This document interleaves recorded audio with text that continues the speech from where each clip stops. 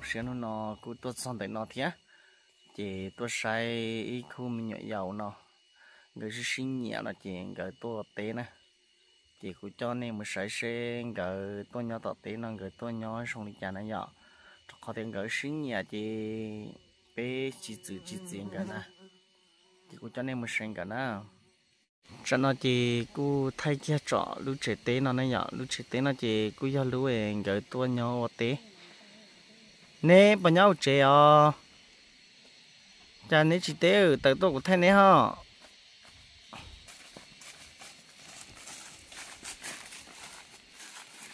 ô nè ở lần tôi nhỏ tỏ tế nó xứng đà nè chín chạy đàn chạy trọ lo con cháu chín chạy nữa mình nhớ giàu xe cháu chín chạy nè chỉ mua này chàng trai lò ê còn hỏi tiền nó nếu xin nhà nó bỏ tiền giờ xin nhà mà xin nhà lo ê con bêu chào con bêu mọc keo ê tu có tụi lần trong sân đá nè thì con bêu phơi tử nó ô phơi tử đây trong cơ rồi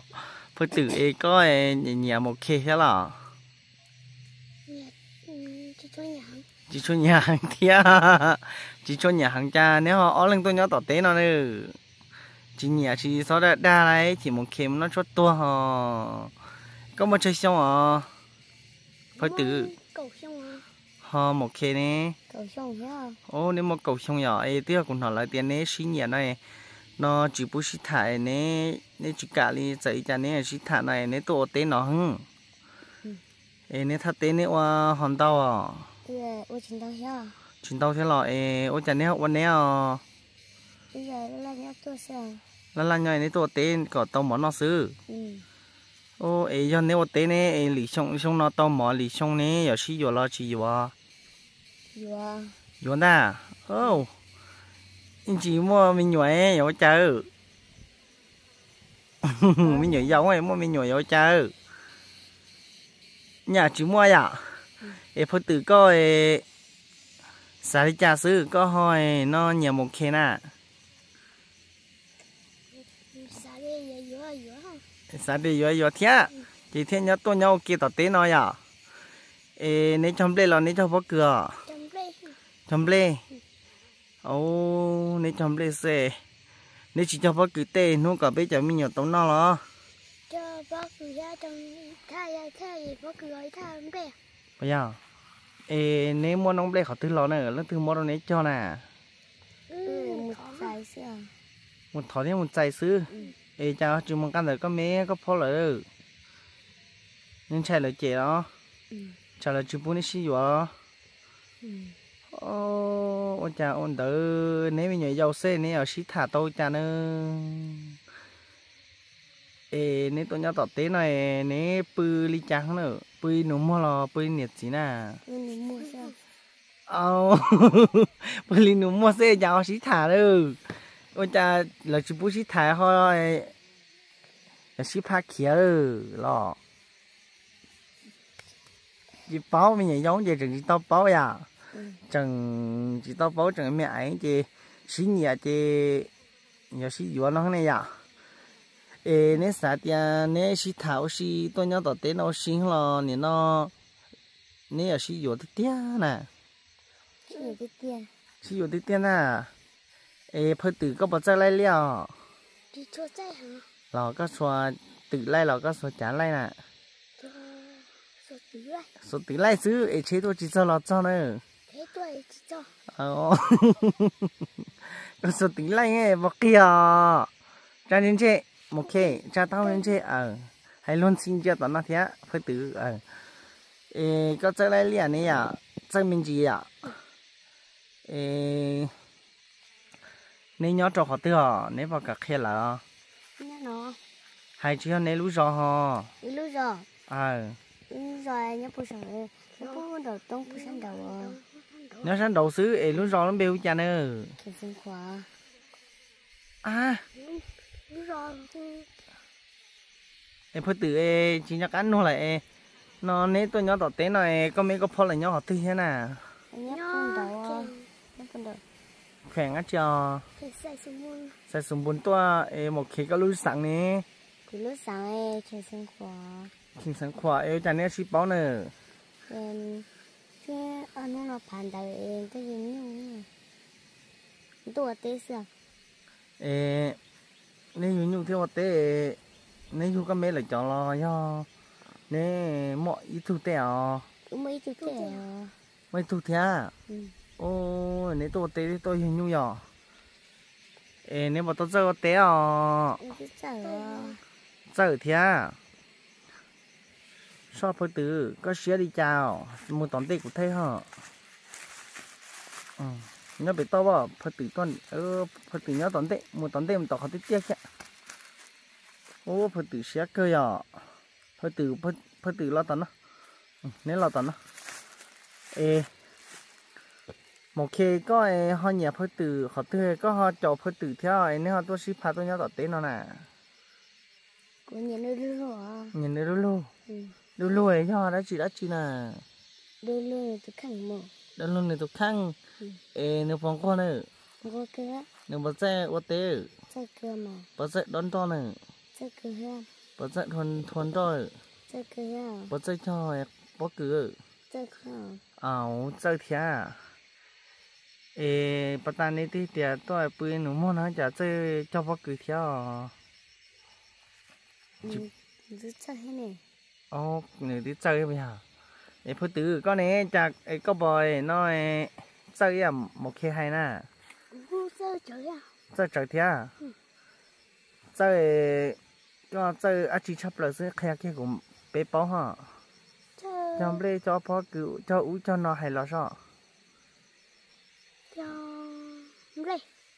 bê thì ăn chuyện gì ở hay gì hay chút chút mu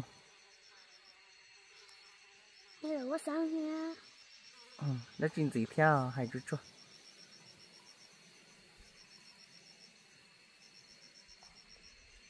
cho là chị nè cho con soi á ô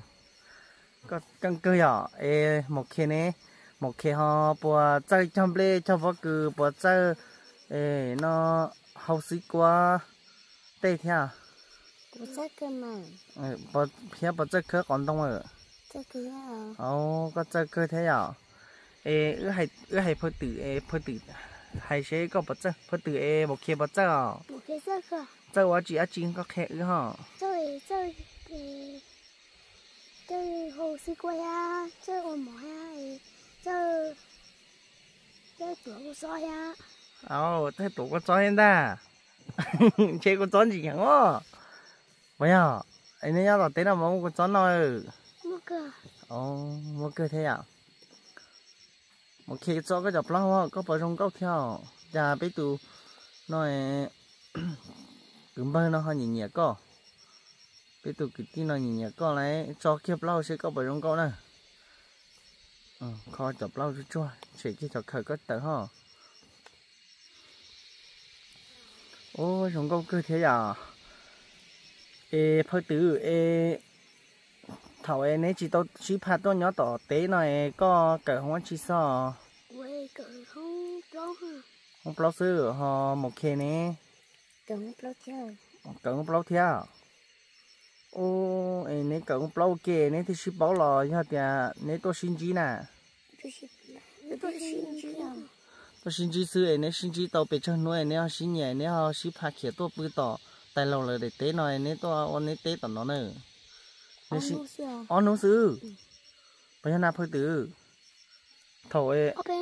ở bên nấu sư thầu bọn thằng một khê có nhà hàng nói cho chả thì nếu xin nhỉ xin chị ở bên nấu thì nếu xin nhỉ nếu xin nhỉ thì nếu xin phạt kiểu to sư nó có mấy thia để tay lời tí chỉ bốn nếu xin thả nó nè chả nếu họ chỉ xin phạt kiểu to nữa nếu bự tao nó nếu là bự trên nếu chỉ tao lúa bó tao trở thế có chín chay á chi li nó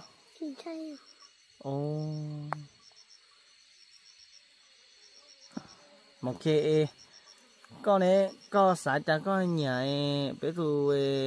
bưng nó nữa Nhìn cái nhà xứ. Nếu mà liếc thâu, nếu mà liếc thầm này, nếu xí thải, nếu ở cha ơi, anh chỉ xí vừa tao em, nếu nó hậu chua xe, nếu xả cha ơi.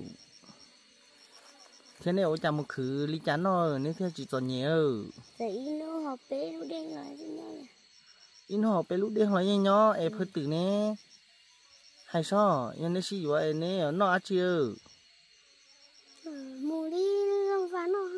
Lý lâu mà nó xứ. Lý lâu mà nó hay bắt trâu à. Nó tụt lá cháy mà. Nó tụt lá cháy xứ. Nếu mà mò đi nếu xí vừa tao thì nếu khử đến tận nó xứ. Chúng muốn đau sao hả? Tụt tư trong đây là mù thiệt cái rau à. Trong đây ta mà mua không thì rậu à. Nếu chơi cho nên là xí vừa đi tiếc hả nó? Wow, nếu mà ăn thầu cậu xong với anh nè. Nè cơ. Wow, mua cậu xong xe xí thả lại. Giờ xí vừa thế này rồi, ôi cha ơi, gì rồi chọn nhỉ? Rồi chọn nhỉ nè ôi cha nữa. Tôi cho em thấy bố cứ có cho chị chính sao. Tôi chỉ ho nó nọ ta kia nè. Cậu tới xong ít bộ xong tận tên non chỉ ho. Chị nhưng mà đi một lô và cái là nó xưa. Nó nó xứ. Wow, nếu chúng mà món cho hiểu cha nữa, cha nè. Chúng nó chọn lâu hay nè, xí thả xí pha kia tôi nhớ tận nói. Nhớ đi nó hay nè, bỏ bảy lấy tôi. Chị Eli à. Chị Eli chị tôi nữa. Chị tôi khóa xưa, cho cô giáo ra em lên ra. Đi ra tàu tôi cho xưa. Nếu chị bảy lấy tôi sai nè bươi cha nữa. Nè lúc un đỡ hả? Wow. Nè mà ăn thổi nè xí thải. Trời ơi, phá nhiều lắm luôn. Nếu mà ăn thỏ của sĩ thái xấu để sĩ lúc tiếp theo này sĩ tuổi tết trời nó sẽ bây tụi tôi phải tự nó là cứ lo xía theo nhiều giống hơn từ xía cơ theo bây tụi một khi nó là lo xía cơ thế nào em một khi em giờ có nhiều tao phải tự có bao lúc phải tự lúc hả phải tự có nè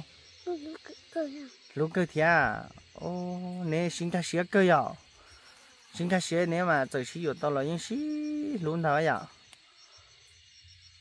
nếu mà cả cho cũng một sáng này ở bên thu nhiêu à cả cơ lo thì bên một sáng này ở bên thu nhiêu ạ nếu để tê nhá họ đế họ nói lúc chị nhá nói nhá họ đế nó nè 6 tỷ sư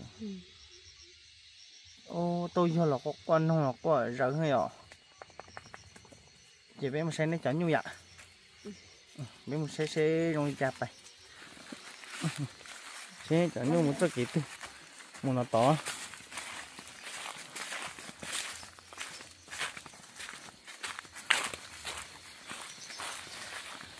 để cho cùng sáng để chọn nhiều đó một số kỹ tư à em nên cho kỹ mua tết cho một nó một tấn để tỏ để luôn à nên chọn nhiều chọn nhau bút tí đó để à cho nên cho bị tông cá khó là cá tông cá không cá chua nè tí cá liao ít lệ một tấn nó cũng thay thải ít lệ với à bay à nên cho tết cho bút tí bây giờ em lú liền nó này tụi này tay là lú đó em nên tôi nhớ nói lúc này nó hay nên chả tôi luôn theo rồi cái này chừng ăn tiền các chỗ tôi là nên mới cho tỷ tệ nè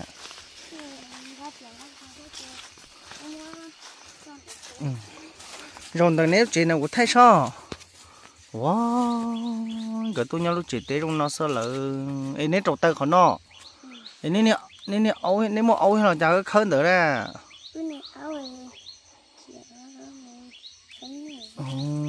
chị rồi bị con trong tôi nếp bự chả nữa wow cho nên mẹ ấy trâu nên tôi nhớ tọt té nó á nên mẹ ấy trâu là cho nên chế lúc nó ấy cho nên muốn nếu chế nếu sao để nếu chế nếu qua giờ rong đua lúc nó là họ bật phỉ chân nó nè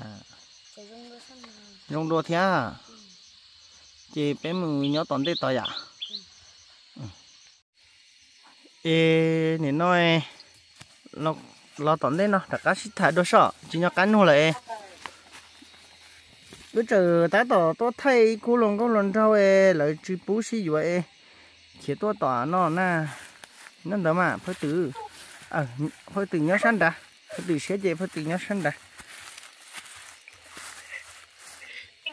nó tỏ thế nó mà chỉ nhớ cá lệ phải từ bắt ta chỉ nhớ cắn huề có nhớ sờ món chi nè sờ món vui lò họ một khi nè nó tận thế nó mà sống muốn xong gấu hu to lì chúng nó sẵn nhà liều này nó sống muốn vui thì sống muốn xong lo nên lúc trẻ nó ấy lúc nó chỉ tôi luôn chỉ muốn cá muốn trộn hơn chả nè họ ship hai tôi nhớ tỏ tế nó nữa nếu xã cha ơi cho lâu chưa bố xí vậy cha nếu họ chỉ thì nó ôi trong hay lại nhớ tao chế nữa thì chỉ xí to sư ít chả ở bên nuôi nếu họ chỉ xí thả nè nếu ở cha tôi nếu ở cha hay tôi cho lâu rồi thì nè thì nó ôi rồi kỹ nó nữa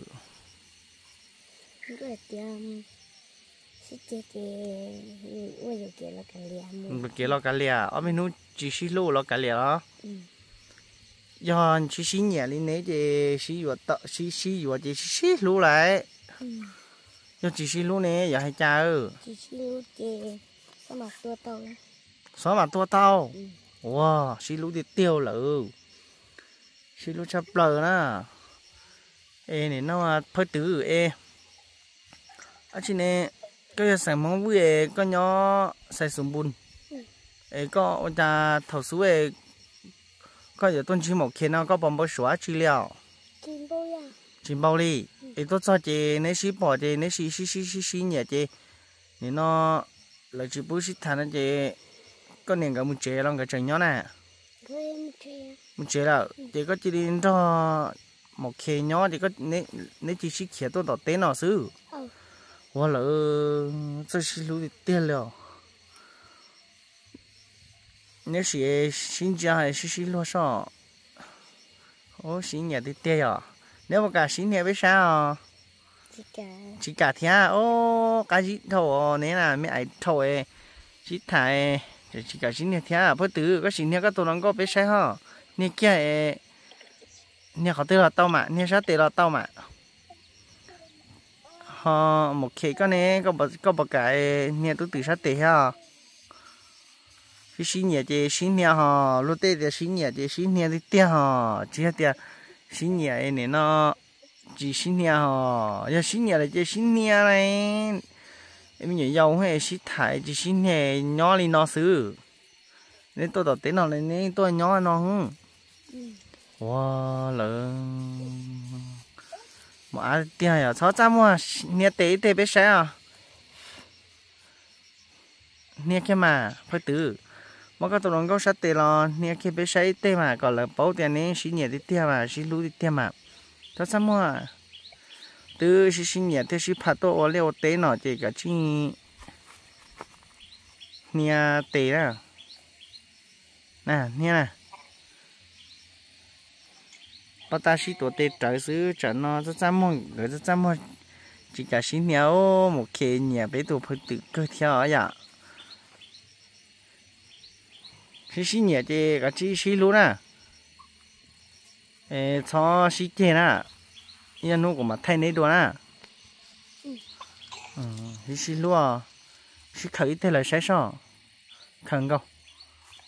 cho mà khẩn cầu ấy tí ở chủ nó thì cũng tí ở một chế đồ ấy nè mà nhóm nè bị té là khởi mà khởi kia có tụi nó gọt đũa ô luôn xí xin chị ạ xí lúc cơ linh tới sao nè cái chim ba nè ở mua té à cho nên chơi thứ hai ta sủa ấy linh tới nè ban bài đó là hay gọi là bá chậu nè thiên nó nè thật cái này bá chậu bé ha bá chỉ tan cho hậu tôi có tụ thì tỏi có tới mấy tụ thì tỏi vậy à ông đỡ mà anh đỡ xin chỉ đùa nè ban bài mà cái chúng nhớ tọt chế đùa lại mùa lô xí lú tít tia người tụ ao là tít thôi nên trong linh đỡ dưới tia xí phì tít tia nữa